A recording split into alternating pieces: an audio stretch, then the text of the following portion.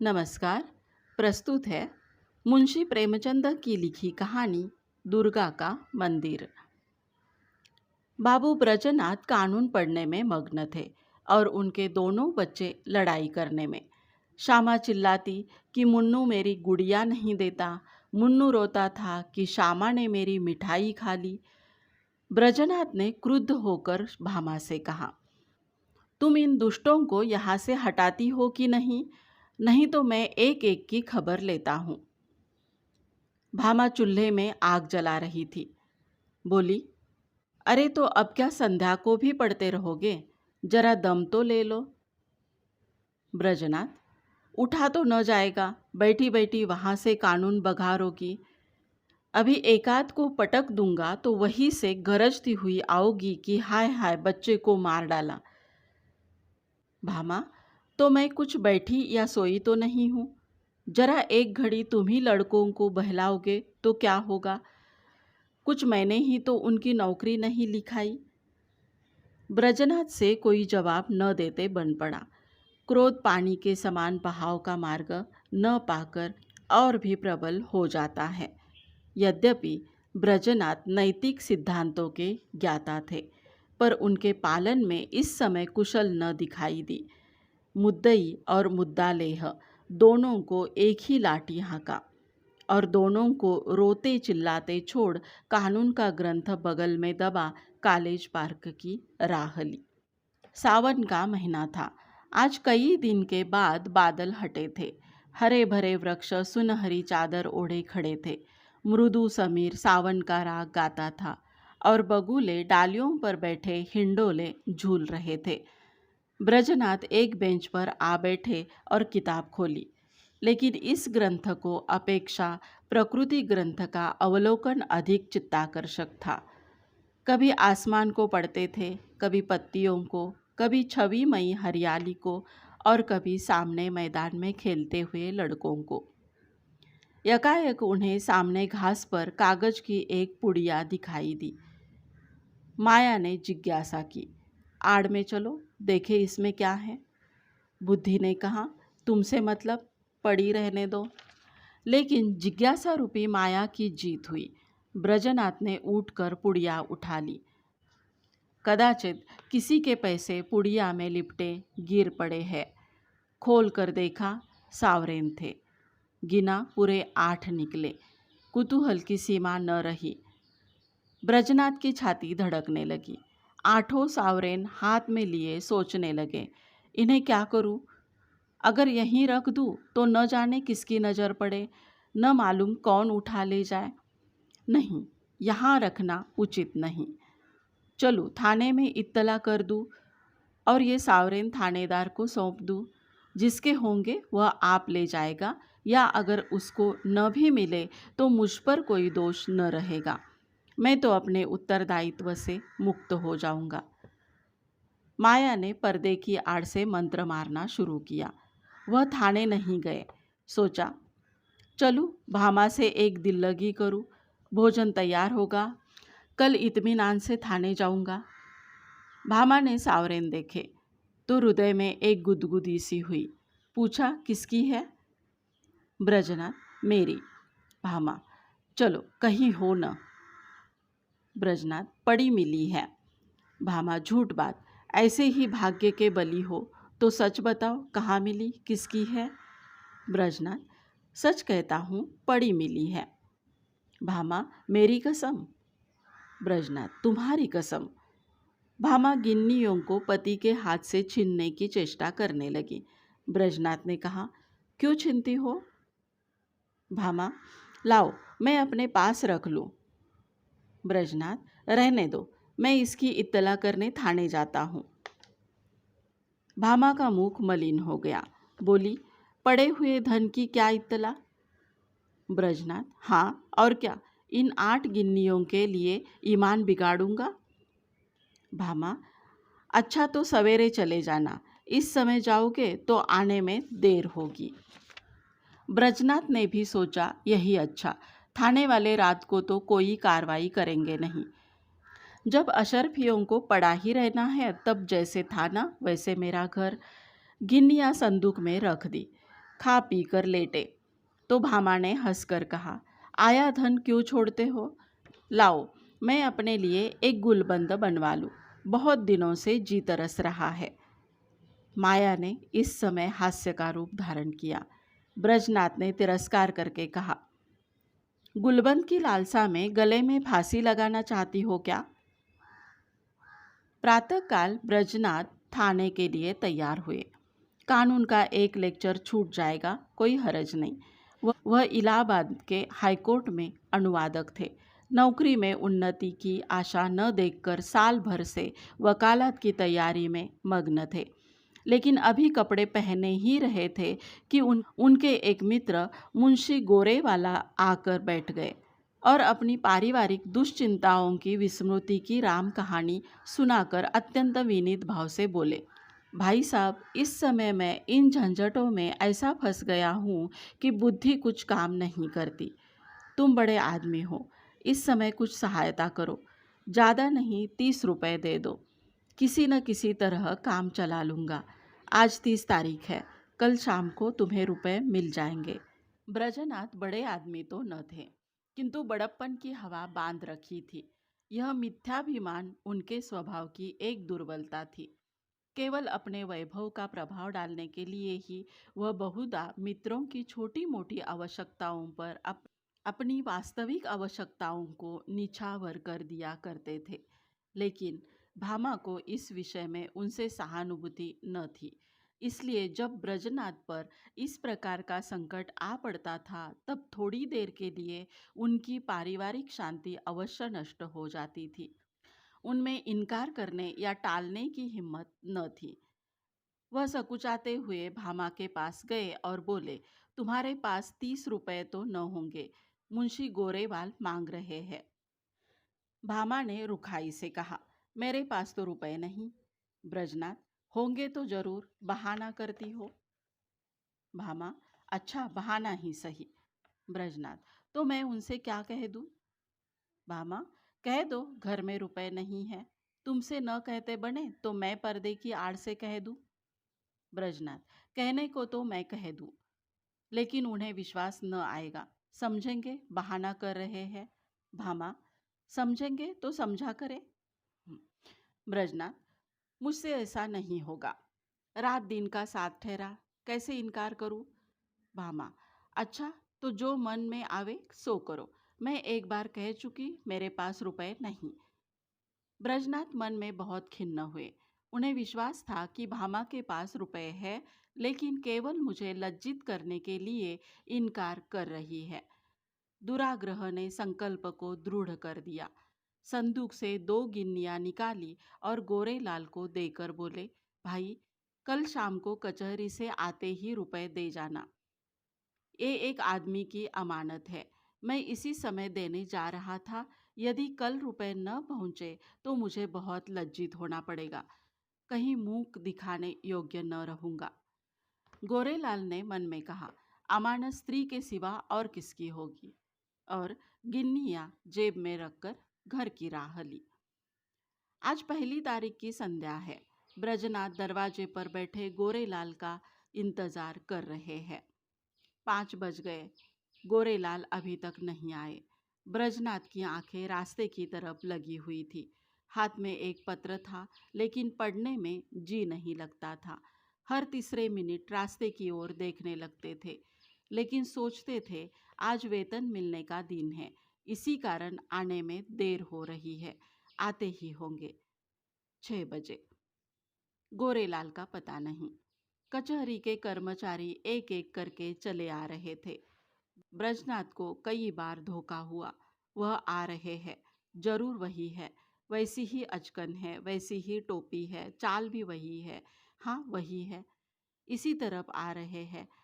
अपने हृदय से एक बोझा सा उतरता मालूम हुआ, लेकिन निकट आने पर ज्ञात हुआ कि कोई और है। आशा की कल्पित मूर्ति दुराशा में बदल गई। ब्रजनाथ का चित्त खिन्न होने लगा। वह एक बार कुर्सी से उठे, बरामदे की चौखट पर खड़े हो गए। सड़क पर दोनों तरफ निगाह दौड़ाई, कहीं पता नहीं। 2-3 बार दूर से आते हुए इक्कों को देखकर गोरेलाल का भ्रम हुआ। आकांक्षा की प्रबलता। 7 बजे चिराग जल गए। सड़क पर अंधेरा छाने लगा। ब्रजनाथ सड़क पर उद्विग्न भाव से टहलने लगे। इरादा हुआ गोरेलाल के घर चलूं। उधर कदम बढ़ाए, लेकिन हृदय काँप रहा था कि कहीं वह रास्ते में आते हुए न मिल जाए तो समझे कि थोड़े से रुपयों के लिए इतने व्याकुल हो गए। थोड़ी ही दूर गए कि किसी को आते देखा। भ्रम हुआ गोरेलाल है। मुड़े और सीधे बरामदे में आकर दम लिया, लेकिन फिर वही धोखा, फिर वही भ्रांति। तब सोचने लगे कि इतनी देर क्यों हो रही है। क्या अभी तक वह कचहरी से न आए होंगे? ऐसा कदापि नहीं हो सकता। उनके दफ्तर वाले मुद्दत हुई निकल गए। बस 2 बातें हो सकती है। या तो उन्होंने कल आने का निश्चय कर लिया, समझे होंगे रात को कौन जाए, या जानबूझकर बैठे होंगे, देना न चाहते होंगे। उस समय उनको गरज थी, इस समय मुझे गरज है। मैं ही किसी को क्यों न भेज दूं? लेकिन किसे भेजूं? मुन्नू जा सकता है, सड़क पर ही उनका मकान है। यह सोचकर कमरे में गए, लैंप जलाया और पत्र लिखने बैठे, मगर आंखें द्वार की ही ओर लगी हुई थी।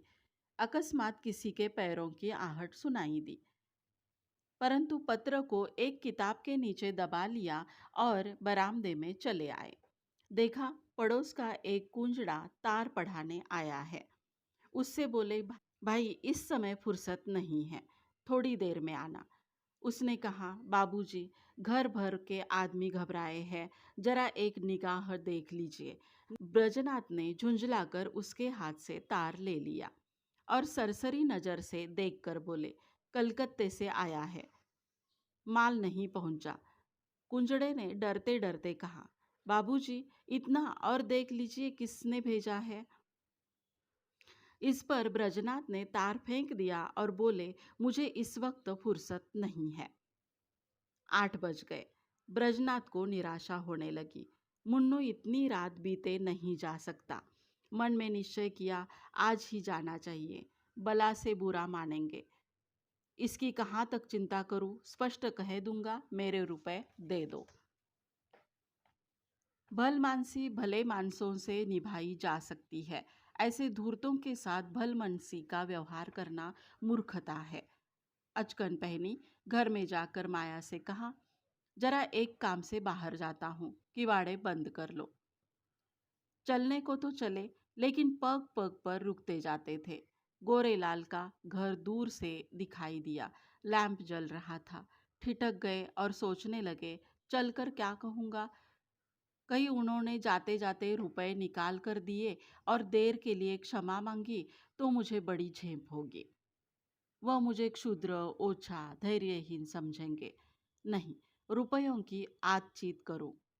कहूँगा, भाई घर में बड़ी देर से पेट दर्द कर रहा है, तुम्हारे पास पुराना तेज सिरका तो नहीं है? मगर नहीं, यह बहाना कुछ भद्दा सा प्रतीत होता है। सांप कलई खुल जाएगी। इस झंझट की जरूरत ही क्या है? वह मुझसे देखकर आप ही समझ जाएंगे। इस विषय में बातचीत की कुछ नौबत ही नहीं आवेगी। ब्रजनाथ इसी उधेड़ बुन में आगे बढ़ते चले जाते थे, जैसे नदी में लहरें चाहे किसी ओर चले, धारा अपना मार्ग नहीं छोड़ती। गोरेलाल का घर आ गया। द्वार बंद था। ब्रजनाथ को उन्हें पुकारने का साहस न हुआ। समझे खाना खा रहे होंगे। दरवाजे के सामने से निकले और धीरे धीरे टहलते हुए 1 मील तक चले गए। 9 बजने की आवाज कान में आई। गोरेलाल भोजन कर चुके होंगे, यह सोचकर लौट पड़े। लेकिन द्वार पर पहुंचे तो अंधेरा था। वह आशारूपी दीपक बुझ गया था। 1 मिनट तक दुविधा में खड़े रहे। क्या करूं? अभी बहुत सवेरा है। इतनी जल्दी थोड़ी ही सो गए होंगे। दबे पांव बरामदे पर चढ़े। द्वार पर कान लगाकर सुना। चारों ओर ताक रहे थे कि कहीं कोई देख न ले। कुछ बातचीत की भनक कान में पड़ी। ध्यान से सुना। स्त्री कह रही थी, रुपए तो सब उठ गए, ब्रजनाथ को कहाँ से दोगे? गोरेलाल ने उत्तर दिया, ऐसी कौन सी उतावली है, फिर दे देंगे। और दरख्वास्त दे दी है, कल मंजूर हो ही जाएगी। 3 महीने के बाद लौटेंगे, तब देखा जाएगा। ब्रजनाथ को ऐसा जान पड़ा मानो मुंह पर किसी ने तमाचा मार दिया। क्रोध और नैराश्य से भरे हुए बरामदे में उतर आए। घर चले तो सीधे कदम न पड़ते थे, जैसे कोई दिन भर का थका मांदा पथिक हो। ब्रजनाथ रात भर करवटें बदलते रहे। कभी गोरेलाल की धूर्तता पर क्रोध आता था, कभी अपनी सरलता पर। मालूम नहीं किस गरीब के रुपए हैं, उस पर क्या बीती होगी। लेकिन अब क्रोध या खेद का क्या लाभ। सोचने लगे, रुपए कहाँ से आवेंगे। भामा पहले ही इनकार कर चुकी है, वेतन में इतनी गुंजाइश नहीं। 10-5 रुपए की बात होती तो कतर ब्योत करता। तो क्या करूं? किसी से उधार लूं, मगर मुझे कौन देगा। आज तक किसी से मांगने का संयोग नहीं पड़ा, और अपना कोई ऐसा मित्र है भी नहीं। जो लोग हैं मुझी को सताया करते हैं, मुझे क्या देंगे। हाँ, यदि कुछ दिन कानून छोड़कर अनुवाद करने में परिश्रम करूं तो रुपए मिल सकते हैं। कम से कम 1 मास का कठिन परिश्रम है। सस्ते अनुवादकों के मारे दर भी तो गिर गई है। हाँ निर्दयी, तूने बड़ी दगा की। न जाने किस जन्म का बैर चुकाया है, कहीं का न रखा। दूसरे दिन ब्रजनाथ को रुपयों की धुन सवार हुई। सवेरे कानून के लेक्चर में सम्मिलित होते, संध्या को कचहरी से तजवीज़ों का पुलिंदा घर लाते और आधी रात बैठे अनुवाद किया करते। सिर उठाने की मोहलत न मिलती। कभी 1-2 भी बज जाते। जब मस्तिष्क बिल्कुल शिथिल हो जाता तब विवश होकर चारपाई पर पड़े रहते। लेकिन इतने परिश्रम का अभ्यास न होने के कारण कभी कभी सिर में दर्द होने लगता, कभी पाचन क्रिया में विघ्न पड़ जाता, कभी ज्वर चढ़ आता। तीस पर भी वह मशीन की तरह काम में लगे रहते। भामा कभी कभी झुंझलाकर कहती, अजी लेट भी जाओ, बड़े धर्मात्मा बने हो। तुम्हारे जैसे 10-5 आदमी और होते तो संसार का काम ही बंद हो जाता। ब्रजनाथ इस बाधाकारी व्यंग का उत्तर न देते। दिन निकलते ही फिर वही चरखा ले बैठते। यहाँ तक कि 3 सप्ताह बीत गए और 25 रुपए हाथ आ गए। ब्रजनाथ सोचते थे 2-3 दिन में बेड़ा पार है, लेकिन 21वें दिन उन्हें प्रचंड ज्वर चढ़ आया और 3 दिन तक न उतरा। छुट्टी लेनी पड़ी, शैया सेवी बन गए। भादों का महीना था। भामा ने समझा पित्त का प्रकोप है, लेकिन जब 1 सप्ताह तक डॉक्टर की औषधि सेवन करने पर भी ज्वर न उतरा तब घबराई। ब्रजनाथ प्रायः ज्वर में बकझक भी करने लगते। भामा सुनकर डर के मारे कमरे में से भाग जाती, बच्चों को पकड़कर दूसरे कमरे में बंद कर देती। अब उसे शंका होने लगती थी कि कहीं यह कष्ट उन्हीं रुपयों के कारण तो नहीं भोगना पड़ रहा है। कौन जाने, रुपए वाले ने कुछ कर धर दिया हो। जरूर यही बात है, नहीं तो औषधि से लाभ क्यों नहीं होता। संकट पड़ने पर हम धर्मभीरू हो जाते हैं, औषधियों से निराश होकर देवताओं की शरण लेते हैं। भामा ने भी देवताओं की शरण ली। वह जन्माष्टमी शिवरात्रि का कठिन व्रत शुरू किया। 8 दिन पूरे हो गए। अंतिम दिन आया, प्रभात का समय था। भामा ने ब्रजनाथ को दवा पिलाई और दोनों बालकों को लेकर दुर्गा जी की पूजा करने के लिए चली। उसका हृदय आराध्य देवी के प्रति श्रद्धा से परिपूर्ण था। मंदिर के आंगन में पहुंची। उपासक आसनों पर बैठे हुए दुर्गा पाठ कर रहे थे। धूप और अगर की सुगंध उड़ रही थी। उसने मंदिर में प्रवेश किया। सामने दुर्गा की विशाल प्रतिमा शोभायमान थी। उसके मुखारविंद पर एक विलक्षण दीप्त झलक रही थी। बड़े बड़े उज्जवल नेत्रों से प्रभा की किरणें छिटक रही थी। पवित्रता का एक समासा छाया हुआ था। भामा इस दीप्तवर्ण मूर्ति के सन्मुख साधी आंखों से ताक न सकी। उसके अंतःकरण में एक निर्मल विशुद्ध भावपूर्ण भय का उदय हो आया। उसने आंखें बंद कर ली, घुटनों के बल बैठ गई और हाथ जोड़कर करुण स्वर से बोली, माता मुझ पर दया करो। उसे ऐसा ज्ञात हुआ मानो देवी मुस्कुराई। उसे उन दिव्य नेत्रों से एक ज्योति सी निकलकर अपने हृदय में आती हुई मालूम हुई। उसके कानों में देवी के मुंह से निकले ये शब्द सुनाई दिए, पराया धन लौटा दे, तेरा भला होगा। भामा उठ बैठी। उसकी आंखों में निर्मल भक्ति का आभास झलक रहा था। मुखमंडल से पवित्र प्रेम बरसा रहा था। देवी ने कदाचित उसे अपनी प्रभा के रंग में डुबा दिया था।